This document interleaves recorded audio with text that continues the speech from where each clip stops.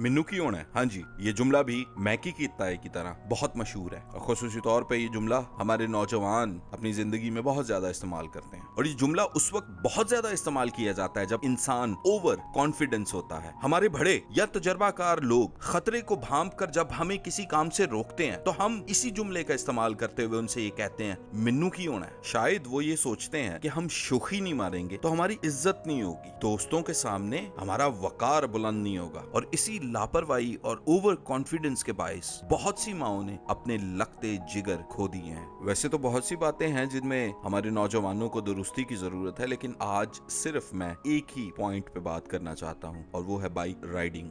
मेरे नौजवानों, bike transport का एक जरिया है, ना कि शोखियां मारने की, शो ऑफ करने की, अपना ओवर कॉन्फिडेंस शो करने की कोई चीज है। चलती हुई ट्रैफिक के दरमियान दाएं बाएं होना, स्टंट करना, व्हीलिंग करना, पूरी ट्रैफिक को डिस्टर्ब करना और अपने ज़हन और दिल में ये सोचना मिन्नू की होना है, ये बड़ी गलत और बेबुनियाद सोच है। और इसी बेबुनियाद और गलत सोच की वजह से मेरे और आपके सराउंडिंग में ऐसे लोग जरूर होंगे जिन्होंने बाइक पे शोखियां मारते हुए अपनी हड्डियां तोड़वाई हैं, टांगे तोड़वाई हैं। और बहुत से ऐसे लोग हैं जो इस जहाने फानी से अपनी शोखियों की वजह से चले गए हैं। और अगर समझाया जाए तो आगे से हमें जवाब मिलता है मौत का दिन तो मुकर्रर है, एक दिन आ ही जानी है। तो मेरे भाइयों, अपनी लापरवाही की वजह से खुदकुशी तो ना करो। घर से बाइक पे निकलने से पहले ये सोच के निकलें कि कोई मेरा मुंतजिर है, मेरे वापस आने के इंतजार में है कोई। आप इन बाइकर्स को देख रहे हैं, इन्होंने सेफ्टी का पूरा ख्याल रखा हुआ है। वो सारे सेफ्टी के मेजर्स लिए हुए हैं जो बाइक चलाने के लिए रिक्वायर्ड है। और हमारे मुमालिक में लोग हेलमेट पहनना भी पसंद नहीं करते हैं। और कोई अगर कह भी दे कि सेफ्टी का ख्याल रखो, हेलमेट यूज करो, तो हम आगे से यही जवाब देते हैं मिन्नू की होना है। वालिदैन से और बच्चों से मेरी दरखास्त है, अगर आपका बेटा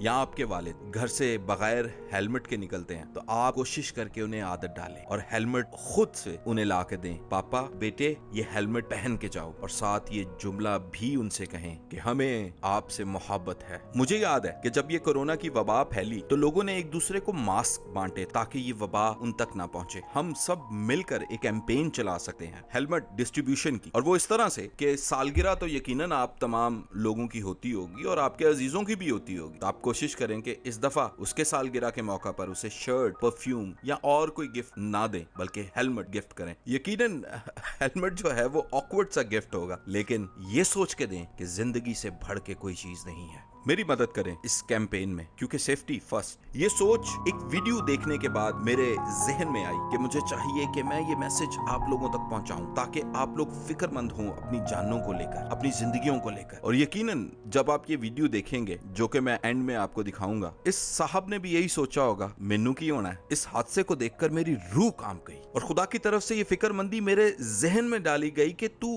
अपने प्यारों से इसके मुतालिक बात कर, केयरलेस ना हो, रिस्पॉन्सिबल हूँ। अच्छा जी, अब हम चलते हैं और आप उस वीडियो को देखिए। और मेरी दरखास्त है कि कमजोर दिल वाले अफराद उस वीडियो को ना देखें, जरा रुकिए। अगर आपको बात पसंद आई है तो मेहरबानी करके लाइक भी कीजिए और अपने प्यारों के साथ शेयर भी कीजिए।